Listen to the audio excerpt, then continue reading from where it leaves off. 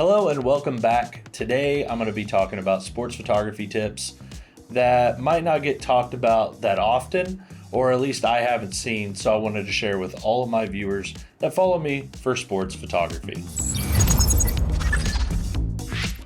So first tip would be making sure that your body is in a good position for you to follow the play. And what I mean by that is, say you're shooting football, you're 20 yards ahead of the play or 30 yards ahead of the play, and say you're knelt down so you have a better angle or however you are, or if you're on a monopod. Before the play, make sure that your motion is going to be able to follow the play without any hiccups or where you're going to have to overextend your body. So make sure that when you are shooting, that say they're ahead of you here and the end zone's over here, make sure it's a natural turn to follow the play. That can go for basketball if you are shooting in a position where you have to move a little bit, really any sport. So making sure that your body is in a good position, you're not turned all the way like this and you're gonna have to turn weirdly to follow the play. Make sure it's a natural turn so you can keep your camera as steady as possible as you follow the runner or whatever action is going past you. So that is tip number one.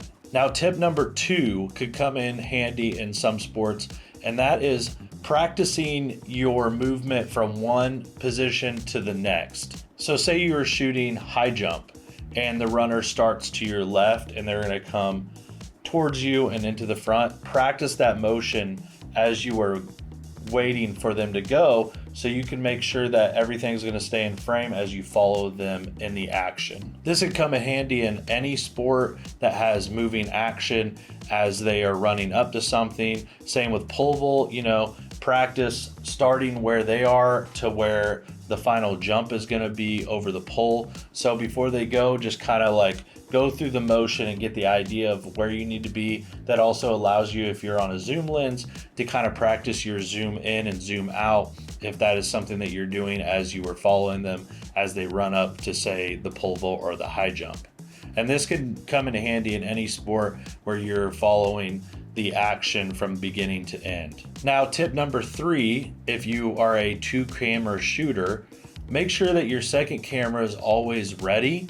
So keeping it on, I know that might run the battery a little bit, but making sure that it's in a position where if you need to, you can drop the first camera, grab the second one, and with one hand take your photo of the action with, say, if you needed a wider lens and that's what's on your second body, having it ready with whatever settings. Make sure your settings are set. That way when you pick up the camera at any time, it is already ready and you can just start firing away to get the shot.